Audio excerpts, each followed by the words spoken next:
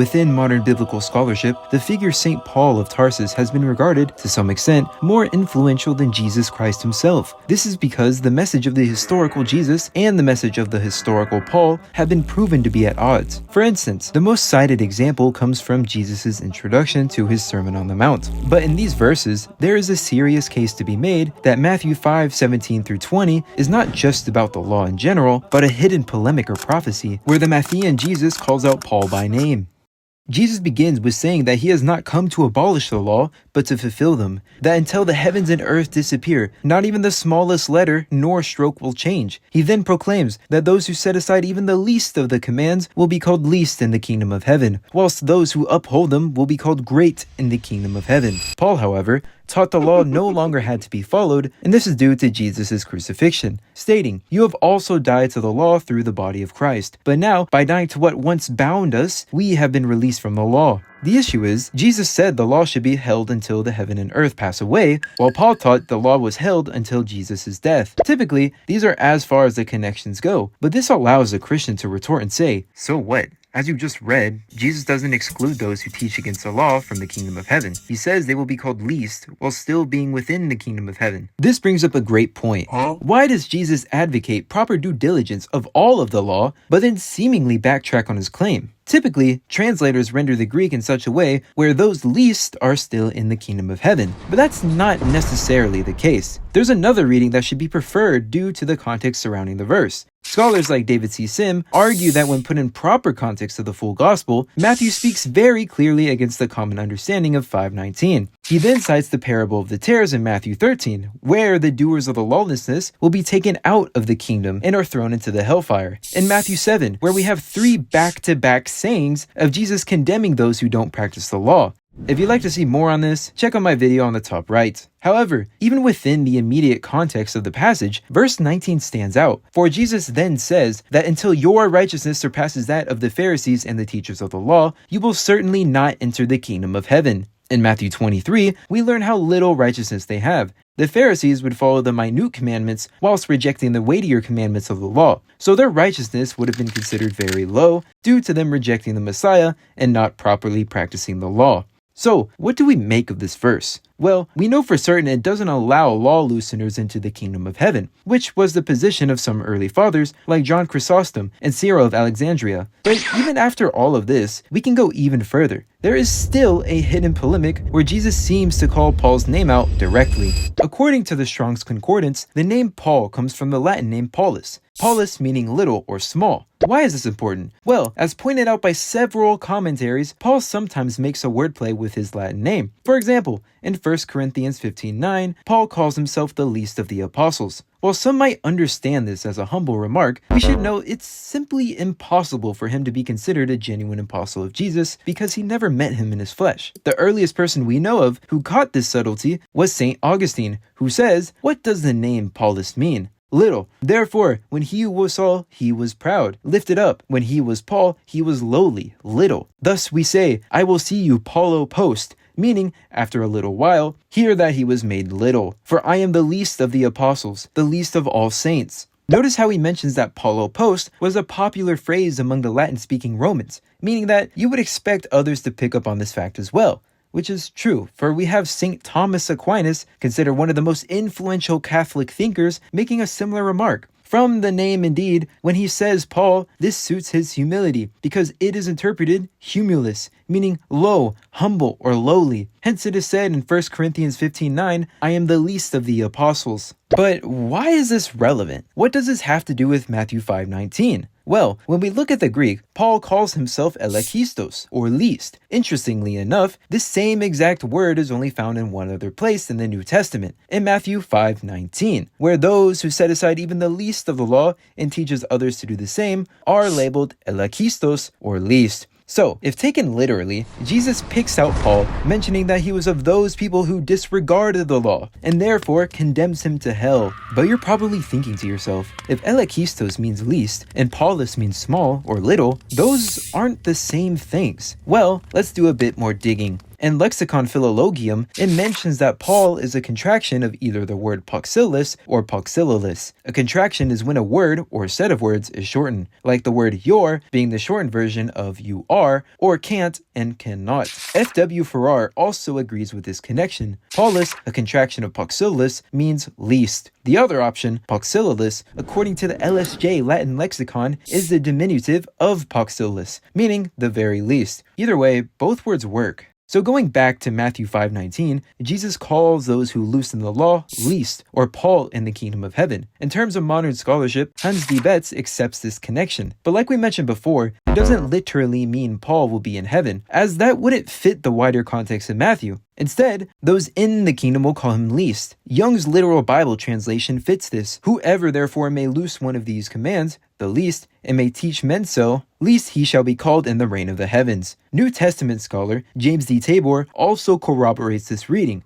Because he said, if you loose the law, then you're going to be least in the kingdom. And that phrase doesn't mean they're going to be there. They're going to be called least by those in the kingdom is the idea. Keep in mind, Tabor started learning Greek since about the age of 17. He's known it for over 60 years. He has a Bachelor of Arts in Koine Greek, and he's taught it, so we shouldn't simply write this off. The fact of the matter is, Paul, being a Roman citizen, would have likely known basic Latin as well as Greek. Paul, in his first letter to the Corinthians, makes a reference to his Latin name, saying elakistos also as the act of humility. Later, the Matthean Jesus uses the same exact word, elakistos, to describe those who don't follow the law, who teach against it, dragging them outside of the kingdom of heaven. Keep in mind, if you take the Gospels as Jesus' own words, then you have to say this is prophetic. However, in my opinion, I believe this is an insertion by Matthew, regardless, creating a bad look towards Paul. You see, the Gospel of Matthew has largely been considered to be written from around 80 to 85 AD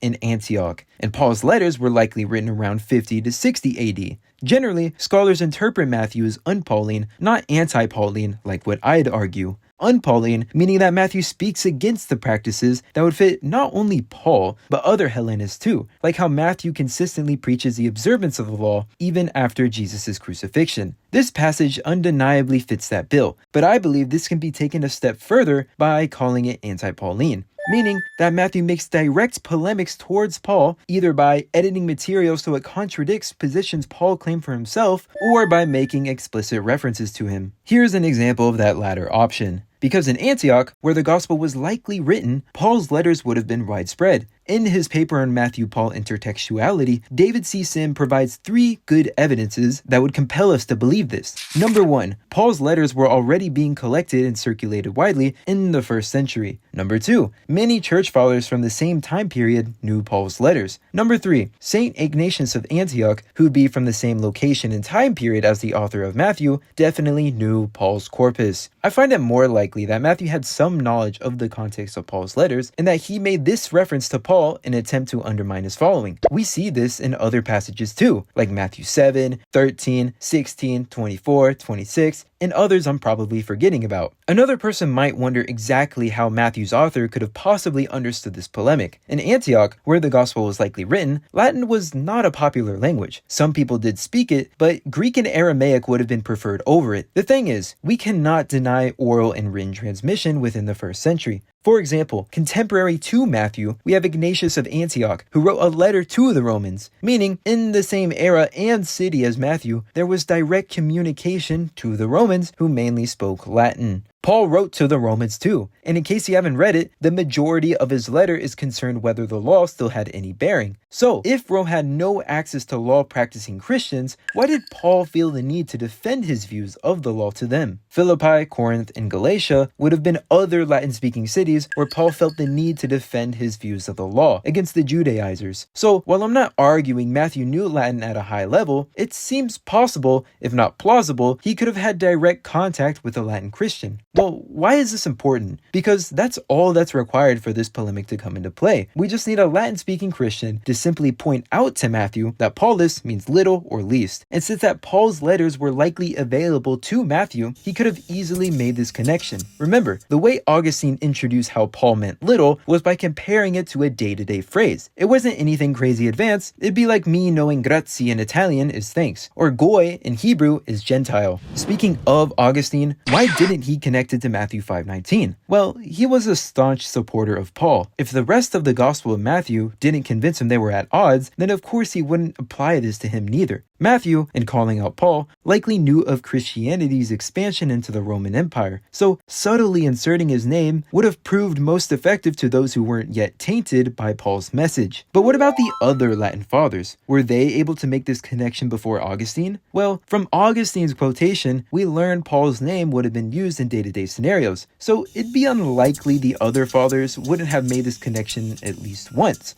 And before Augustine, we have only 4 Latin fathers who wrote commentary on Paul's letters or on the verse itself. We have someone writing in the mouth of Ambrose, who scholars call Ambrosiaster. He says Paul is the least because he was last in time, not because he was inferior to any way to the others. It almost sounds like someone else tried to use this verse against Paul, hence why Ambrosiaster is defending him so much. Next we have Pelagius, who again clarifies that Paul was least by time, not by labor. We then have Jerome, who quotes the verse twice without much commentary, reason being the quotations were found in against Pelagians and against Jovinianus. These are polemical pieces Jerome wrote against heretics, so you wouldn't expect him to randomly drop in a fun fact like that. Lastly, we have Bishop Archelaus from the Acts of Archelaus, written by Hegemonius. This work, I believe, may give us further reason to believe Christians understood the title least as a polemic towards Paul. In the work, we have Archelaus arguing against the founder of Manichaeism, Mani. Mani claims to be a new prophet, and interestingly enough, the Paraclete. Archelaus is here to undermine Mani whilst defending Christianity,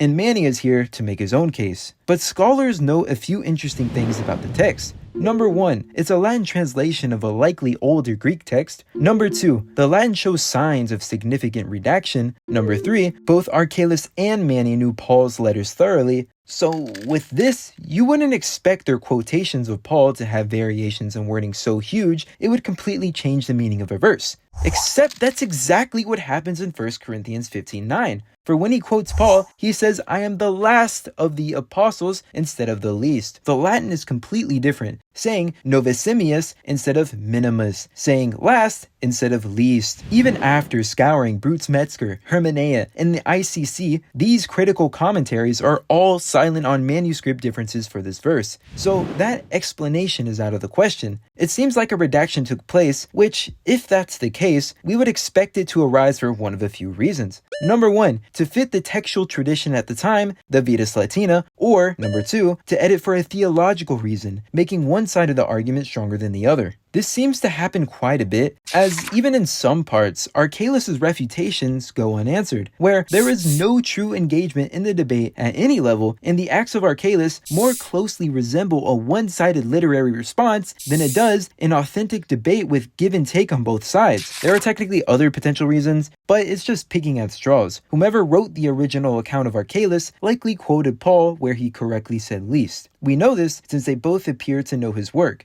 But a later Latin redactor changed it, not so it would fit the Latin Bibles at the time, because it fails at that too, but so he could prevent the pun Paul was going for, changing least of the apostles to last. The context of the section helps corroborate, where the whole point was to defend Paul, and removing this connection would definitely help the case. However, we should keep in mind that the scholarship concerning the Acts of Archelaus is unfortunately still in its infancy, so there's still so much to learn concerning the text. And despite the fact that scholars were initially keen to accept this, as of recent, they'd reject Matthew 5:19 as a connection to Paul's name, usually calling it speculation without dealing with the full argument. Though, like I mentioned earlier, Hans D. Betz is a welcomed exception. But while creating this video, I had to do a lot of thinking and researching on topics that are seriously underdeveloped within scholarship, whether Matthew's anti-Pauline, un-Pauline, or heck, maybe even pro-Pauline, his potential relationship with Latin-speaking Christians, his potential access to Paul's letters, more available resources on Old Latin New Testament manuscript traditions and Latin fathers, and lastly, like I mentioned earlier, everything related to the Acts of Archelaus. I'm not claiming this is beyond dispute neither, but I am saying that the evidence is strong enough that the reading deserves to be taken seriously,